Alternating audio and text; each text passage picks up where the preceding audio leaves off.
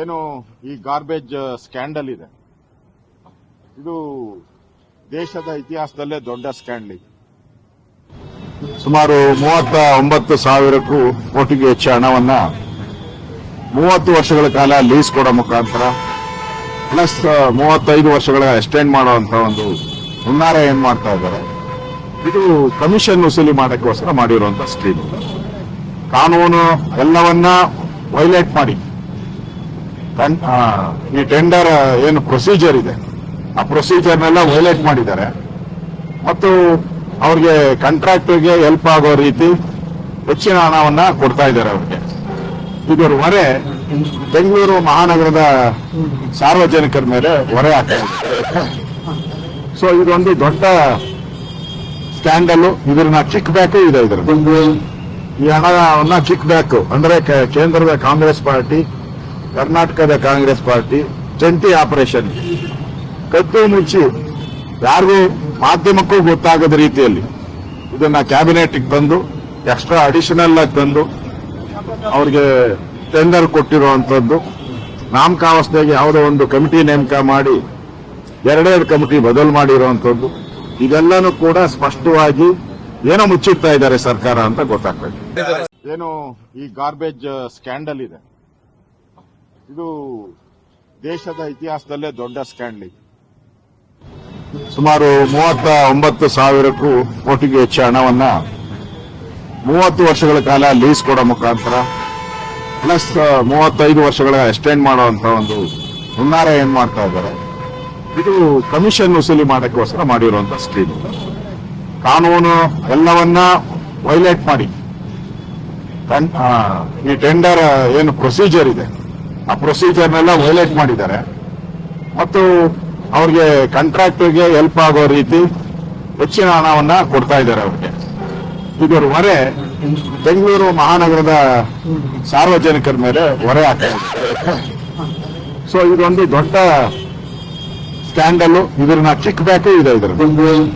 ಈ ಹಣವನ್ನ kick back ಅಂದ್ರೆ ಕೇಂದ್ರದ ಕಾಂಗ್ರೆಸ್ ಪಾರ್ಟಿ, ಕರ್ನಾಟಕದ ಕಾಂಗ್ರೆಸ್ ಪಾರ್ಟಿ ಜಂಟಿ ಆಪರೇಷನ್ ಕದ್ದು ಮುಚ್ಚಿ ಯಾರಿಗೂ ಮಾಧ್ಯಮಕ್ಕೂ ಗೊತ್ತಾಗದ ರೀತಿಯಲ್ಲಿ ಇದನ್ನ ಕ್ಯಾಬಿನೆಟ್ ತಂದು ಎಕ್ಸ್ಟ್ರಾ ಅಡಿಷನಲ್ ಆಗಿ ತಂದು ಅವ್ರಿಗೆ ಟೆಂಡರ್ ಕೊಟ್ಟಿರುವಂತದ್ದು, ನಾಮಕಾವಸ್ಥೆಗೆ ಯಾವುದೋ ಒಂದು ಕಮಿಟಿ ನೇಮಕ ಮಾಡಿ ಎರಡೆರಡು ಕಮಿಟಿ ಬದಲು ಮಾಡಿರುವಂತದ್ದು, ಇದೆಲ್ಲನೂ ಕೂಡ ಸ್ಪಷ್ಟವಾಗಿ ಏನೋ ಮುಚ್ಚಿಡ್ತಾ ಇದ್ದಾರೆ ಸರ್ಕಾರ ಅಂತ ಗೊತ್ತಾಗ್ತದೆ. 36,000 ಕೋಟಿ ಟೆಂಡರ್ ಅಲ್ಲಿ 10,000 ಕೋಟಿ ಕಿಕ್ ಬ್ಯಾಕ್ ಪಡೆದಿದೆ ಸರ್ಕಾರ.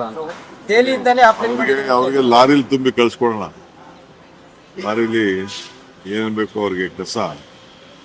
ಅಶೋಕ್ ಹಿಂದೆ ಕುಮಾರಸ್ವಾಮಿನೂ ಕೂಡ ಇದೇ ಮಾತಾಡಿದ್ರು. ಅವರಿಬ್ರು ಕೂಡ ಈ ಕಸದ ಲಾಬಿ ಇದೆ, ದೊಡ್ಡ ಲಾಬಿ ಕಸದ್ದು. ಅವ್ರ ಕಾಲದಲ್ಲಿ ಯಾಕೆ ಟೆಂಡರ್ಗಳು ಮಾಡೋಕ್ಕಾಗಲಿಲ್ಲ? ಅವರೇ ಇದ್ರಲ್ಲ. ಈಗ 6,000 ಕೋಟಿ ರೂಪಾಯಿ ಇನ್ವೆಸ್ಟ್ಮೆಂಟ್ ಮಾಡ್ತಾರೆ. 6,000 ರೂಪಾಯಿ ಇನ್ವೆಸ್ಟ್ಮೆಂಟ್ ಮಾಡ್ತಾರೆ. ಈಗ ಹಿಂದೆ 14-15 ಜನಕ್ಕೆ ನಾವು ಕೊಟ್ಟಿದ್ದು ಕಸದಿಂದ ಇದನ್ನ ಪವರ್ ಮಾಡಿ ಅಂತ. ಒಬ್ರು ಕೂಡ ಸಕ್ಸಸ್ ಆಗಿಲ್ಲ. ಒಬ್ರು ಎಲ್ಲ ಕ್ಯಾನ್ಸಲ್ ಆಗೋಯ್ತು. ಎಲ್ಲ ಅಂಗಡಿ ಮುಚ್ಕೊಂಡು ಹೊರಟೋದ್ರು. ಬರೀ KPC ಮಾತ್ರ ಒಂದು ಬಿಡದಿಲ್ ನಡೀತಾ ಇದೆ. ಅವ್ರ ಗೌರ್ಮೆಂಟ್ ಇತ್ತಲ್ಲ. ಈಗ ನಾನು ಈ ಡಿಸಿಷನ್ ತಗೋಬೇಕಾದ್ರೆ ಡೆಲ್ಲಿಲಿ ಬಂದು ನೋಡಿದ್ದೀನಿ, ಹೈದ್ರಾಬಾದ್ನಲ್ಲಿ ಬಂದು ನೋಡಿದ್ದೀನಿ, ಚೆನ್ನೈಲಿ ಹೋಗಿ ನೋಡಿದ್ದೀನಿ, ಬೇರೆ ಬೇರೆ ಕಡೆ ಎಲ್ಲ ನೋಡಿದ್ದೀನಿ. ಇವತ್ತು 6,000 ಕೋಟಿ ರೂಪಾಯಿ ಅವ್ರು ಇನ್ವೆಸ್ಟ್ಮೆಂಟ್ ಮಾಡ್ತಾರೆ. ನಮಗೆಲ್ಲೂ ಜಾಗನೇ ಸಿಕ್ಕಲಿಲ್ಲ. ನಾನು ಅದಕ್ಕೆ ಕೊನೆಗೆ ದೊಡ್ಡಬಳ್ಳಾಪುರದಲ್ಲಿ ಒಂದು ಜಾಗನ ಪರ್ಚೇಸ್ ಮಾಡಿದ್ವಿ. ಮೊದಲು ಯಾರು ತೆಗೆದುಕೊಂಡಿದ್ರು, NOC ಯಾರು ತಿತ್ತು ಅದನ್ನ ಪರ್ಚೇಸ್ ಮಾಡೋಕ್ಕೆ ಡಿಸಿಷನ್ ತೊಗೊಂಡಿದ್ವಿ. ಅದಾದಮೇಲೆ ನೈಸ್ ಅವರು ಜಾಗನ ಬಿಡಿಸ್ಕೊಂಡಿದ್ರು. ಅವರು ಬಿಟ್ಟಿದ್ದ ಜಾಗನ ಕೆಲವರು ತೆಗೆದುಕೊಂಡ್ರು. ಬೇಕಾದಷ್ಟು ಕಡೆ ಆಹ್ವಾನವನ್ನು ಮಾಡಿದ್ದೀನಿ, ನೀವು ಯಾರು ಜಮೀನು ಕೊಡೋಕ್ಕಿದ್ರೆ ಮುಂದಕ್ಕೆ ಬನ್ನಿ ಅಂತ. ಯಾರು ಪಕ್ಕದಲ್ಲಿ ಕಸ ಹಾಕ್ಸ್ಕೊಳ್ಳೋಕೆ ಇಷ್ಟ ಇಲ್ಲ. ನಮ್ಮ MLAಗಳೇ 800 ಕೋಟಿ ರೂಪಾಯಿ ಅಷ್ಟು MLAಗಳ ಒತ್ತಡದ ಮೇಲೆ ನಾವು ಅವ್ರಿಗೆ ಈ ರೋಡು ಡೆವಲಪ್ಮೆಂಟ್ಗೆ, ಆ ಡೆವಲಪ್ಮೆಂಟ್ಗಿಂತ ಕ್ಷೇತ್ರಗಳಲ್ಲಿ ಕೊಡ್ತಾ ಇದ್ದೀವಿ. ನಿಂಬಾವಳಿ ಅವರನ್ನೇ 2-3 ಸತಿ ನಿಲ್ಸೇ ಬಿಟ್ಟಿದ್ರು. ಕಸ ಹಾಕ್ಸ್ಕೊಳ್ಳೋದೇ ನಿಲ್ಲಿಸ್ಬಿಟ್ಟಿದ್ರು. ಎಲ್ಲಿ ಹಾಕ್ಸ್ಕೊಳ್ತಾರೆ? ನಮ್ಮ ಕ್ಷೇತ್ರದಲ್ಲಿ ಯಾಕೆ ಹಾಕ್ತೀರಾ? ಹೊರಗಡೆ ಅವ್ರು ಹಾಕ್ತಿದ್ರು. ಸೊ ಕಸ ಬರ್ನ್ ಮಾಡಬೇಕು, ಕಸದಿಂದ ಗ್ಯಾಸ್ ಆಗಬೇಕು, ಕಸದಿಂದ ಕರೆಂಟ್ ಆಗಬೇಕು. ಸೊ ಇವರು ಇವತ್ತೇನು ಈ ಅಶೋಕ್ ಮಾತಾಡ್ತಾ ಇದಾರಲ್ಲ, ಇವರೆಲ್ಲ ಆ ಗ್ಯಾಂಗ್ ಇದೆಯಲ್ಲ, ಆ ಗ್ಯಾಂಗ್ನ ಏಜೆಂಟ್ ಆಗಿ ಇವತ್ತು ಮಾತಾಡ್ತಾ ಇದ್ದಾರೆ. ನಾನೇ ಅವ್ರಿಗೆ ಇದನ್ನೆಲ್ಲ ಕೂತ್ಕೊಂಡು ಅವ್ರ ಹತ್ರನೇ ಚರ್ಚೆ ಮಾಡಿದ್ದೀನಿ. ಈ ಮಾಫಿಯಾನ ಕಂಟ್ರೋಲ್ ಮಾಡಕ್ಕೆ ಇದೊಂದು ಮಾಫಿಯಾ, ಕಸದೊಂದು ಮಾಫಿಯಾ. ಆ